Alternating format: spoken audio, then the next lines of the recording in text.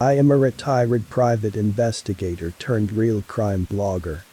I have been receiving anonymous manuscripts in the mail detailing heinous acts of appalling psychopathy. For reasons concerning my work and this situation, I don't want to give you my true identity. You can refer to me as Mr. S. I started out in my early years as a detective.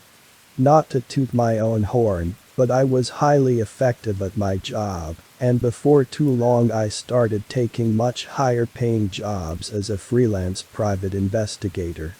Over the years, I have solved several high-profile cold murder cases.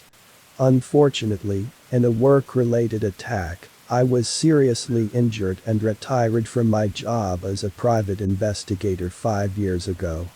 Since then, I have started a well-known real crime blog and podcast. Recently, I started to receive anonymous handwritten manuscripts in the mail, detailing heinous acts of dark psychopathy. No return address. On the outside of the first envelope there was the following note. As my glorious life nears its end, my only regret is that nobody knows my greatest works and accomplishments. Below is the first manuscript I received. This manuscript was titled, High School. Be warned, I believe that what you are about to read is the journal of a psychopath. High school. It was my third week at my new high school. I'm used to being the new guy, so it doesn't bother me much. I'm an introvert anyway. I grew up in the foster care system and had never stayed in one place for too long. I wasn't known as a problem child, I just never bonded with any of my foster parents. They could tell, and my lack of attachment always bothered them. They could send me off and hope that their next foster child would give them the happiness they were looking for. The living conditions were usually substandard anyway. Most foster parents need to be needed, so I never took it personally. I never felt like I needed anybody. It's whatever. I was in my junior year anyway, and in just under 2 years I'll be liberated from the system and on my own. College will be all but free, as they practically beg us foster kids to go to college. Nonetheless, I was 3 weeks into classes at my new school, and I had already made an enemy. Jake Pearson. In this suburban high school, these idiots were just like the kids at every other school. A bunch of dudes trying way too hard to look cool and tough to the gaggles of girls who were trying way too hard to stand out by ironically doing the exact same thing that every other girl was doing. These hallways are filled with drama this, drama that, look at these $100 shoes daddy bought me. People are so drab. The day I arrived, I knew that Jake would be a problem. Jake was somehow the single most cliché high school jock I'd ever seen, including in the movies. He was tall, built, a ladies' man, and had rich parents. The most standout feature about Jake was his incessant need to act overly tough at all times. I was never sure if he was compensating for a tiny ego, or he just had a really large ego. Maybe the true answer was somewhere in both of those options. Either way, I hated this kid so bad that just the sound of his goddamn voice made me want to move to the next foster home. I was minding my own business one fateful morning when some pathetic nerd had the misfortune of lightly bumping into Jake.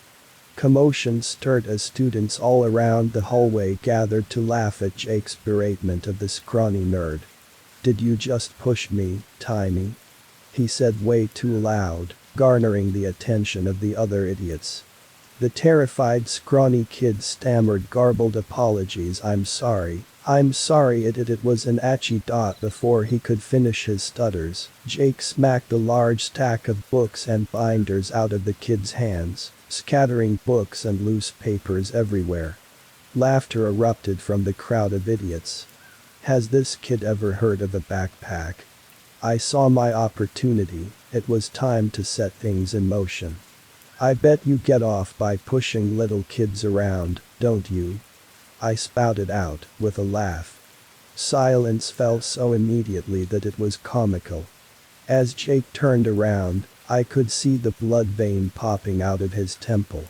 This kid had some anger problems. I don't think mommy ever told him no. Who the hell do you think you're talking to, new kid? Some idiot, I responded without delay. Jake was really about to lose it now. He pushed me into the locker and put his face so close to my face that I could smell his spearmint gum and nauseating cologne. I had just insulted him in front of his peers. Jake's primal instincts dictated that he had to ensure everyone saw him as the alpha male. Sure, Jake was taller, bigger, and stronger than I, but what he didn't know is that when it comes to fighting, I'm a ragtag, scrappy kid with fast hands. Also, I knew how to take a hit. When I was 8, my foster home taught me how to be tough the hard way. Jake might be a brute, but I knew how to fight smart and dirty. I placed my left foot slightly behind his right heel and slammed my shoulder into his chest as I swiped his foot out from underneath him. The thud as he hit the floor brought shock to the growing crowd. To purposefully add insult to injury, I chimed in with some commentary. Looks like your dad isn't the only one who beats you anymore. The statement may or may not have been true, but either way, the goal was to get in his head. Fighting is as much mental as it is physical. He got up and came bumbling my way, putting all of his weight behind a haymaker that I could have seen coming from 2 blocks away. I ducked as his fist flew over my head and landed right in a locker. This was too easy. His back was now turned toward me, and his body twisted, providing a perfect angle to go on the offensive. I gave him a powerful knee to his side, aimed precisely to give a blow to the kidney. Body shots should always be aimed at major organs, that's what causes the most pain. I was rewarded with a grunt of pain as he dropped to a knee doubled over his side. I could have stopped there, but I hated this kid and needed him to hate me. With a quick and easy but powerful right hook, I delivered the final blow. His nose made a crunch under my fist, and I loved it. Satisfied, I picked up my backpack and carried on my way. Leaving Jake laying on the ground with blood on his face, surrounded by a baffled audience. I went ahead and walked straight to the administrative office, helping myself to a chair. The lady behind the desk had a nose that pointed upwards, displaying her nostrils to anyone and everyone. She reminded me of a pig. "Can I help you?" Mrs. Pig asked, with a high-pitched tone that stank of fake kindness. "The principal is going to want to see me soon," I told her, with my legs crossed and hands behind my head. "Oh, do you have an appointment?" she asked. I don't understand why this lady feels the need to speak with such a high pitch. It reminded me of nails on a chalkboard. No, I stumbled across a bullying incident, and long story short, I broke someone's nose. The amusing look on her face was somewhere between confused and shocked. "I'll be right back," Mrs. Pig said slowly as she got out of her chair. She disappeared into the back hallway and came out a couple of minutes later, being trailed by a tall, trim man wearing a worn gray suit that was almost as old-fashioned as his ridiculous bushy gray mustache. In remarkably good timing, the glorified hall monitor, who was officially called hallway security, came walking and holding the arm of Jake. To my pleasure, Jake was gingerly holding a large wad of blood-soaked paper towels over his nose. There were several drops on his beloved Letterman's jacket. I hope it stains. Behind Jake and Mr. Hallway Monitor was the stuttering little kid who had nearly become Jake's chew toy that morning. I almost forgot about him. Stutters shot me a grateful look, but he still remained panicked and terrified. He reminded me of a wide-eyed chihuahua who had been beaten too many times. He was pathetic. The remaining process took several hours. First, the principal and Mr. Hall monitor interviewed me, while Jake was working on getting his profusely bleeding nose under control. Afterward, they interviewed Stutters, who backed up my story. Lastly, they interviewed Jake, who naturally claimed that I sucker punched him. After that, I was forced to call my foster parent, Dean, and now he sat beside me as the principal explained my suspension. Dean wasn't having any of that though. Lucky for me, he's a lawyer. Not a big-time fancy corporate lawyer, he was a public defender for the city. Still, his skills would prove useful. His arrival marked the beginning of a long argument, in which Dean laid out the legality of self-defense and ranted about anti-bullying. The school administration refused to show any documentation concerning previous complaints concerning Jake's bullying, which likely meant that it did indeed exist, and the school needed to cover up their inaction. After Dean threatened to file a lawsuit and go public with it, the principal actually backed down. I was surprised. I've never had a foster parent go to bat for me. Maybe Dean could prove useful after all. Of course, he didn't really do it for me. Dean was nice enough, but I could see that he was only on board with the foster parent thing to appease his wife Sarah. I'm assuming that they tried for years to have a child of their own, but for whatever medical reasons they were unable. Why or how they ended up with a teenage foster child was beyond me. Sarah was the single most generous foster parent I've ever had, but she had a pathetic need to be loved and needed. I don't share this need, but frankly, my current foster situation is pretty good, and I like this part of the town they live in. It's off toward the end of the suburban part of the city, and the woods were nearby. The woods provided me with plenty of quiet places to visit. For this reason, I would play into Sarah's needs for as long as necessary. It was too easy to turn on the grateful orphan persona and allow Sarah to feel needed. In return, I'll be provided with as cushy of a life as a foster kid can get. Dean and I were now alone in the parking lot. As he reached to open his car door, he stopped and looked at me. Listen, Rich, oh God, here comes the emotional talk about how he understands that I'm going through a tough time, yada yada. I just wanted to let you know that I'm impressed with what you did, standing up for a kid that was being bullied. So let's just not tell Sarah about this, okay? Sounds good, thanks, Dean. He looked like he was about to give me an awkward hug, but thankfully he settled with a slightly less awkward fist bump. Apparently, he was touched by my bold display of anti-bullying, saving Stutters from the big meanie. Honestly, my actions had nothing to do with defending that spineless shrimp. I don't give two shits about him. I did it because I hated Jake, and Stutters gave me a golden opportunity that I couldn't waste. The rest of the day was dismal and ordinary. Classes were easy for me. I didn't do most of my homework, but managed B's and sometimes A's simply by getting good scores on the tests.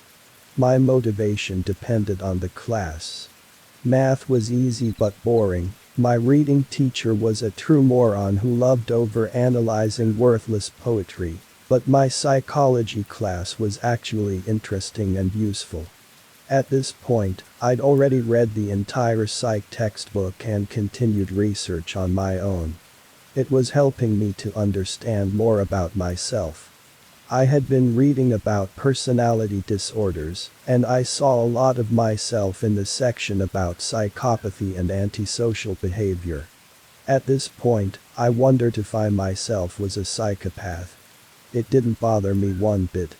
It just made sense. Psychopathy is characterized by many things, including an inability to feel empathy. This is where I felt uncertain. There was one person, only one, who I've ever truly felt empathy for, Addie. Addie was once my foster sister, but we had been separated when I was 8. I'm not sure if I have the inability to feel empathy for another, or if I simply learned not to after losing Addie. As I was walking home, only a 25-minute walk, I turned down the back road right next to the woods. Houses were scarce on this road. Nice, quiet, and out of sight. About 10 minutes into my walk, I realized I was being followed by a maroon Mustang convertible. The car pulled up, and out clambered Jake and 3 of his minions. A group of idiots who followed Jake, like little neglected dogs hoping to get a compliment and some positive attention. I can fight, sure, but I'm not stupid either. I was outnumbered 4-1, so I turned and ran for the wood line.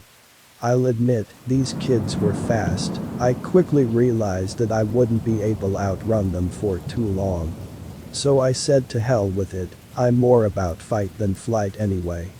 I ducked behind some thick brush and grabbed a hefty but manageable log. If I'm going to go down, I'll go down swinging. The footsteps were arriving quickly, so I swung my log right as victim number 1 came around the corner. The log connected so hard with his blocky head that it broke in half. Unfortunately, the log was useless now, but the damage had been done, and victim number 1 hit the ground hard. I gave victim number 2 a hard front kick straight to the chest. He grunted as the air escaped his lungs, and he landed on his back with his feet in the air. King Leonidas would be proud. I dodged a third guy, a fat but strong kid who only knew how to bull rush. That's when a hard rock connected with my temple. I was on the ground now, and I didn't recall the fall. I was getting kicked repeatedly. A blow to my gut knocked the wind out of me, but I grabbed his foot and pulled, putting all my weight into his knee. Whoever that knee belonged to shouted in pain. I probably just hyperextended his knee. The rock hit me again, this time in my nose. I was dazed now, but I could see Jake standing over me with a decent-sized stone. Alright, let's stop this before it gets too out of hand. Someone said. I think that was victim number 2. Shut the hell up, Brian. Jake snapped back. I'm not done. Another 2 kicks hit me hard in the ribs. Okay, seriously Jake, I think that's enough. Quit being a pussy.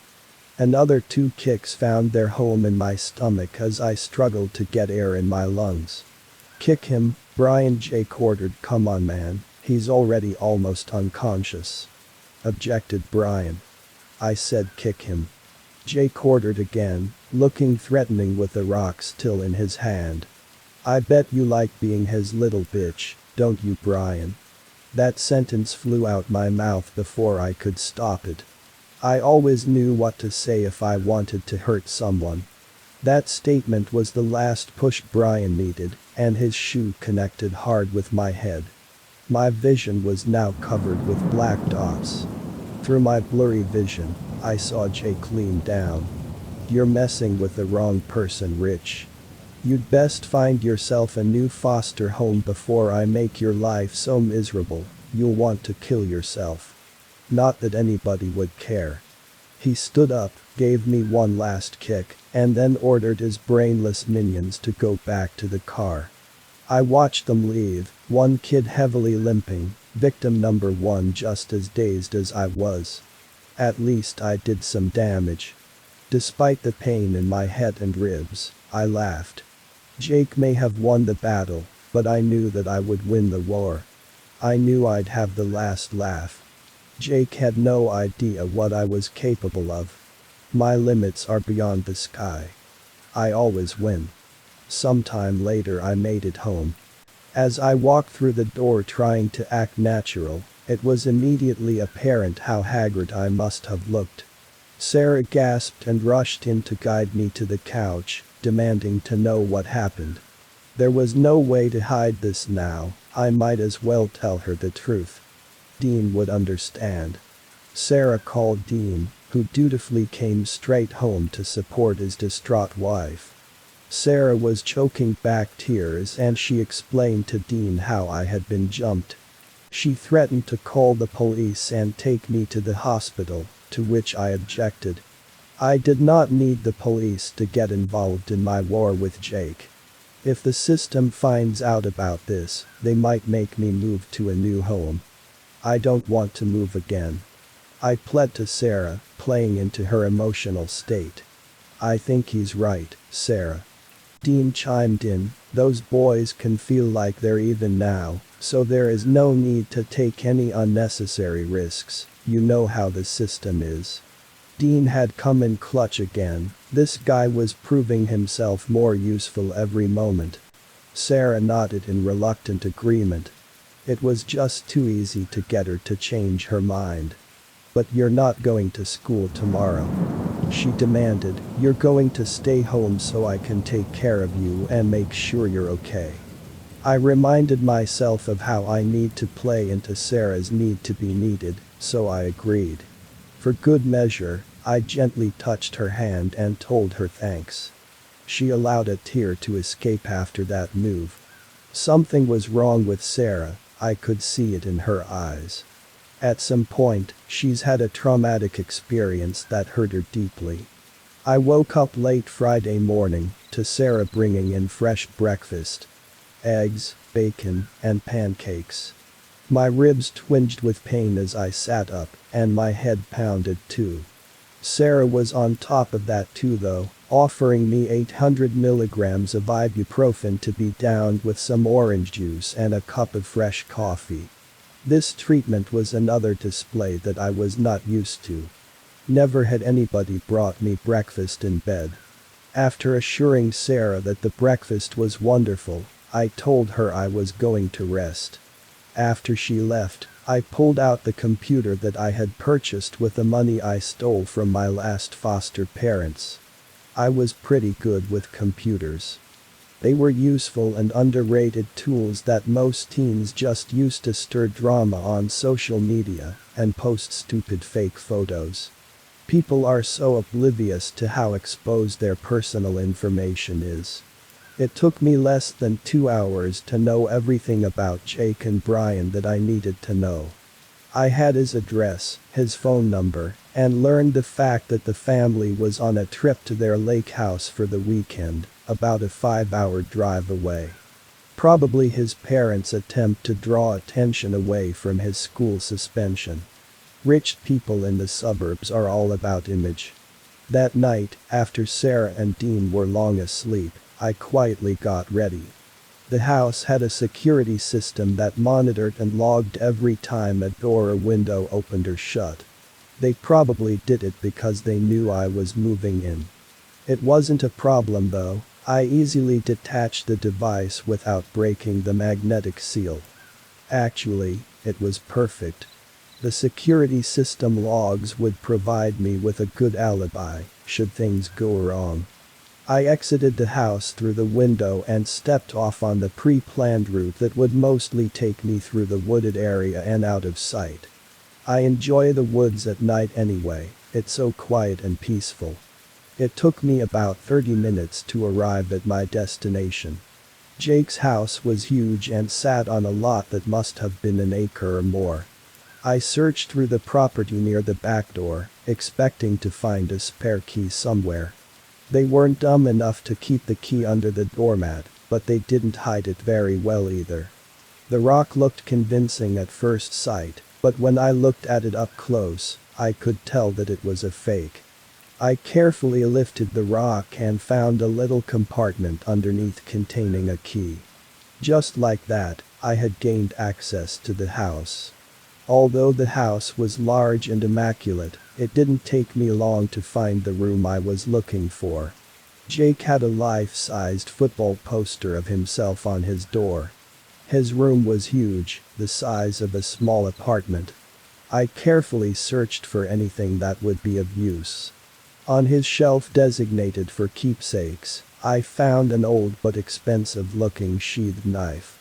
The knife had someone's initials engraved in it, signaling that it might be a family heirloom of sorts. I picked it up with my gloved hands and pocketed it. Jake didn't seem too worried about his parents snooping through his stuff. His computer wasn't even password protected. Thanks to Jake's carelessness, I now had access to all of his personal information, including social media and his chat messages that were backed up to the cloud. This was the gold mine, where I would get all the information that I needed. I sat down and went to work. You can learn a lot about someone's life by going through their text messages and photos. I found out that Jake and his friends had a certain spot in the woods where they would meet up to drink alcohol and smoke weed. Thanks to the photos being geotagged, I now knew exactly where that spot was. Most importantly, I learned that Jake had pestered just about every girl in the school for nudes. If they rejected him, he then pressured and insulted the girls. When I came across his conversations with Brian, I found my lucky break. Jake has tested his luck with a girl Brian was dating. When she refused his requests, Jake called her a whore.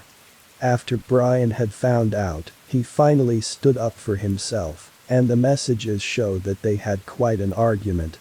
They were not currently on talking terms, and Jake made it clear that he would not speak to Brian and would ruin his popularity.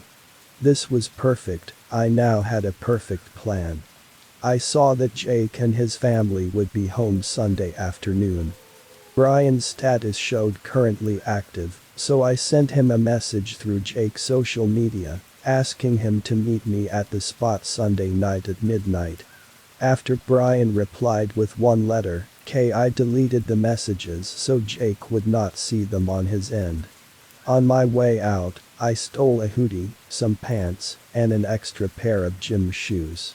I made sure to grab stuff from the back of the shelves to ensure their absence would not be noticed.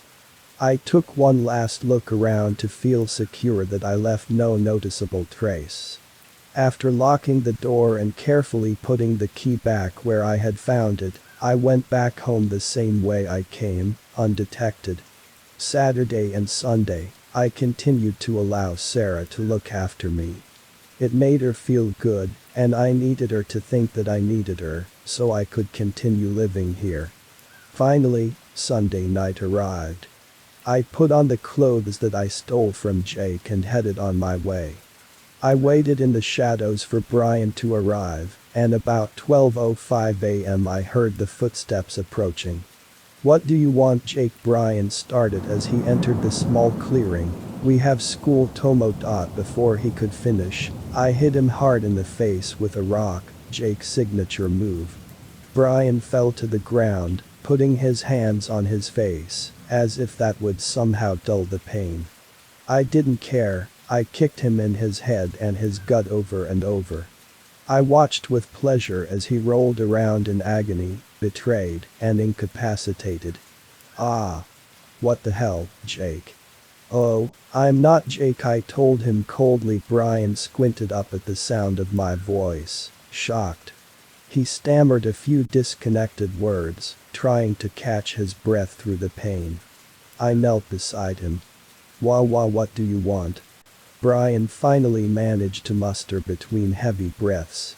Revenge. Looking Brian straight in the eye, I plunged Jake's knife straight into Brian's torso, stabbing right into the liver. I was rewarded with an agonizing groan from Brian. And to get rid of Jake. Another stab, this time off to the side, making sure I got his kidney. It's really not about you. Another stab, and another moan. You're just on the wrong side of this war, and a convenient means to an end. Drawing in the delectable thrill of the moment, I thrust the knife deeper, and listened to Brian's agonizing moans and shortening breath. I stared into his eyes, so I could see the look on his face as he realized he was about to die. And you really, truly, shouldn't have kicked me. I gave him another hard stab. This one I placed just under his left pectoral. The blade slid right between his ribs, piercing his heart. I pulled out the knife as blood sputtered out the wound like a fountain. I sat back to admire my handiwork. Brian's breaths gurgled and rasped in the silent woods. I realized the attack looked way too clean, everything was too precise. I needed this to look like a stupid brute had lost his temper. I gave a dozen or so more wildly placed stab wounds, ranging in depth. That looked better. In less than a minute, the groans and breathing stopped. Jake lay there, or his body did at least, covered in blood. I dragged Brian's body and hid it in some thick brush, where I covered him in branches and leaves. I took my time to make sure that it looked sloppy and hasty. I hid the knife about 100 feet away, knowing full well that the police would scour the area and find it. I took off the hoodie, sweatpants, and shoes, and deposited them in a park garbage bin that was just a yard off the wood line, about a half a mile away from the scene. I had worn long layers underneath Jake's clothes, and made care to never touch his clothes with my skin. I even wore a swimming cap to make sure my hair didn't get anywhere. The only evidence left that could tie me to the crime was the pair of latex gloves that I had worn to avoid getting fingerprints on the knife or blood under my fingernails. I made it back home with the same stealth I had used the previous night. I quietly went into the bathroom, where I soaked the latex gloves in bleach, scrubbing until they were spotless. After flushing the toilet to make sure Dean and Sarah would believe I was just taking a bathroom break, I used a little more bleach to vigorously wash my hands, and then topped off the bottle with some water, so it wouldn't seem that any had been used. Finally, it was bedtime, and I was exhausted. Murder is hard work. It seemed like only a couple of minutes later when my alarm went off. I hurried to the bathroom and took one harder look to make sure the gloves and cleaning supplies were in their proper places. I then took a scorching hot shower, scrubbing every part of my body with vigor, just in case. I then relaxed and used the rest of the time to reflect on the kill. Sarah insisted on taking me to school, seeing as I had been jumped last week. In my reflection, I found it interesting that I felt enjoyment out of the kill this time. I didn't recall the same satisfaction from my first kill. Maybe that's because that was the day I lost Addie. I was 8 years old and finally understood what my alcoholic foster father was doing when he was going into my sister's room and locking the door. Addie was only 6. One night when he was drunk, I put his revolver in his mouth and pulled the trigger. The police ruled it as a suicide. I hadn't seen Addie since, because we were sent to new homes that day. She was the one and only person I ever remembered feeling love for. School started the same, business as usual. By the second period, the Gossip News Network was buzzing with the news that Brian's parents had reported him missing. By lunch, it was common knowledge. The best part happened just as school was getting out. I could see and hear the commotion from down the main hall. I walked over, peering over the crowd of idiots, all trying to get a good video on their flip phones. 3 police were forcing out a handcuffed and panicked Jake. He protested and resisted, but the police overpowered him and forced him into the car. By the 6 o'clock local news, it was a headliner story. Breaking news. Jacob Pearson, a local high school athlete, charged with the murder of classmate Brian Jones. I had a hard time holding back my satisfactory smile, but Dean and Sarah were in the room. I already had Sarah wrapped around my finger, but for good measure I told her that Jake was the kid that attacked me. I put on my best scared orphan face during the newscast. That could have been me who got killed, I told her, forcing myself to sound scared. Her heart melted and I received instant sympathy as she pulled me into a tearful hug. Dean, being a public defender, was in the know. He, also believing I was scared, offered me some comfort. "It'll be tough to defend this one," He assured me Jake will be going away for a long time. I mean, the prosecutors have everything. The body, the weapon, fingerprints, even motive. It's like someone handed the ag this case on a silver platter. Indeed I had. It was the next day that Sarah and Dean sat me down and told me that they wanted to push forward with adopting me. I had gained their trust, and more importantly their sympathy. I'd now be able to live in this cushy home with pushover parents until college. Even then, they'd probably send me money and give me a place to stay in the summer. They were good-natured idiots, but useful idiots. What a success my first month in my new home had been. I locked in my preferred living situation and got rid of the only problem with my new neighborhood Jake. The best part is, Jake hung himself in jail before the trial had even started. The police called it good, certain that Jake was their man, and the case was closed. I still laugh when I think back to when Jake told me that he'd make me want to kill myself. Like I said, I always win. That's where the first manuscript ended. After reading this manuscript, I was unsure as to the validity of the story. I thought that someone may be trying to pull an elaborate hoax on me, maybe to score a spotlight on my website. Or perhaps, more sinisterly, it was an attempt to delegitimize my work and tarnish my credentials. Nonetheless, I was intrigued enough to dust off my private investigator hat and do some research. What I found that this story is, at a minimum, based on real events. I found the news articles about Jacob Pearson, the promising high school athlete that threw his life away by murdering a fellow student. The question I now face is this the true story from a psychopath named Rich, or a simple fabrication based on real events? What do you think? Respectfully, Mr. S.